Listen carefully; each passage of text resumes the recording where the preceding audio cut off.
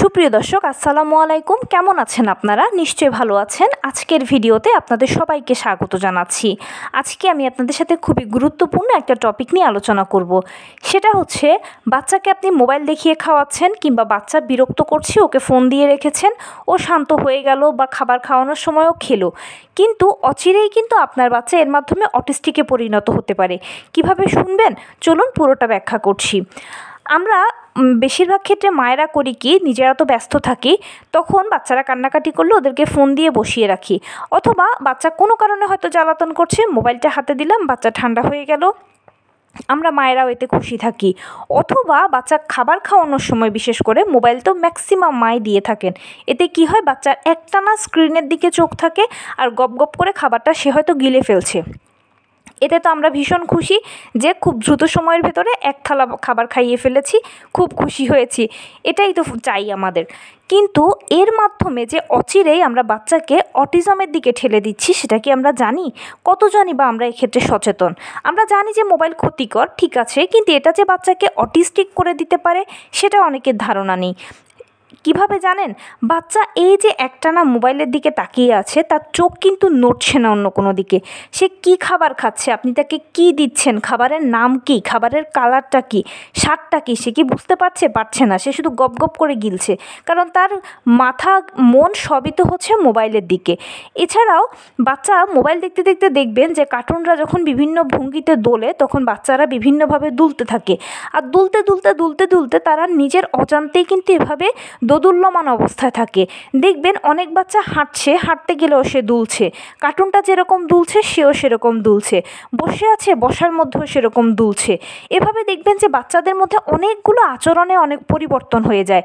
এবং এই বাচ্চাগুলো যখন ছোট থেকে আস্তে আস্তে বড় হতে থাকে, তখন তারা স্কুলে ভর্তি করান, অথবা আশপাশে কারোর সাথে মিশতে দিন, অথবা আপনি কোনো সামাজিক অনুষ্ঠানে গেলে দেখবেন যে সে আর মিশতে পারছে না কারোর সাথে, মেলামেশা জিনিসটা সে জানছেই না। এক কোণে সে কুড়ো হয়ে বসে আছে আর আপনাকে র্যান্ডম বিরক্ত করছে যে আমাকে মোবাইল ফোন দাও, আমাকে মোবাইল ফোন দাও। এই যে এই আচরণগুলো, এগুলোই ধীরে ধীরে কিন্তু অটিজমের দিকে বাচ্চাদেরকে নিয়ে যায়, আর এই ধরনের বাচ্চাদেরকেই বলা হয় অটিস্টিক বাচ্চা। এখন যে বাচ্চাটা 4টে হাত পা নিয়ে সুস্থ সবলভাবে পৃথিবীতে এলো, আমরা খুশি হলাম, সে বাচ্চাটাই কিন্তু আমাদের মনের অজান্তে আস্তে আস্তে তার মনের বিকাশ হচ্ছে না, ব্রেনের বিকাশ হচ্ছে না, সেজন্য সে অটিস্টিক হয়ে যাচ্ছে। এটা কি মেনে নেওয়া যায়? বলুন তো কতটা দুঃখজনক। তো সেই জন্য কী করতে হবে? বাচ্চাকে আপনি একটা নির্দিষ্ট স্ক্রিন টাইম দেবেন, যে স্ক্রিন টাইমের বাইরে বাচ্চা আর কোনো ধরনের কোনো ডিভাইস পাবে না। সেটা হবে সর্বোচ্চ 1 ঘন্টা। তবে সেই 1 ঘন্টাও কখনো টানা দেবেন না। সেটা কি করবেন? ভেঙে ভেঙে দেবেন। হয়তোবা এই মুহূর্তে একটু দিচ্ছেন, ওই বেলায় একটু দিচ্ছেন, ওই বেলায় একটু দিচ্ছেন। এভাবে 24 ঘন্টার মধ্যে তাকে শুধু 1টা ঘন্টায় আপনারা স্ক্রিন টাইম দেবেন, আর বাকি সময়গুলোতে আপনারা বাচ্চাকে নিজেদের সাথে রাখবেন, হাঁটতে, চলতে, উঠতে, বসতে বাচ্চার সাথে কথা বলবেন, বিভিন্ন ধরনের খেলা খেলবেন বাচ্চার সাথে। যেমন বিশেষ করে বাচ্চাদের সাথে আপনারা টিচার আর স্টুডেন্টের খেলাটা খেলবেন। আপনি হবেন স্টুডেন্ট আর আপনার বাচ্চাকে বানাবেন টিচার। তখন সে আপনাকে শেখাতে শেখাতে অনেক কিছু শিখে যাবে। যেমন আপনি বাচ্চাকে একটা ছড়া শেখাতে চাচ্ছেন, তখন তার 2-4টে লাইন আপনি নিজে বলবেন যে হ্যাঁ মাকে তুমি এটা শেখাও তো। সে আপনাকে শেখাতে শেখাতে দেখবেন যে নিজেই পেরে গেল। বা কোনো একটা ফল, সেটা হতে পারে একটা টমেটো, আপনি তাকে দেখালেন যে চলো আজকে আমরা টমেটোর খেলা খেলবো। কিছু অরিজিনাল টমেটো নিলেন, আবার কিছু ফেক টমেটো রাখলেন, খেলনা টমেটো। তখন তাকে বললেন যে তুমি আমাকে এবার শেখাবে কোনটা অরিজিনাল কোনটা ফেক। তখন সে আপনাকে যখন শেখাতে যাবে, নিজেও শিখবে, নিজেও জানবে, নিজেও বুঝবে। তখন আপনি খেলার ছলে তাকে টমেটো এবং এর গুণাগুণ, এর খাবারের উপকারিতাটা শেখাতে পারবেন। এভাবে আপনি বাচ্চাকে খেলার ছলে যা খুশি সেটাই শেখাতে পারবেন। সে উইলিংলি মেনে নেবে, আপনার কমান্ডটাকে সে আনমনে গ্রহণ করবে, বা কারণ সে ভাববে এটা হচ্ছে খেলা। আর অতি অবশ্যই বাচ্চাদেরকে বাহিরের জগতের সাথে মিশতে দেবেন। বাচ্চাকে তার বন্ধু বান্ধব, পাড়া প্রতিবেশী যারা আছে তাদের সাথে মিশতে দেবেন।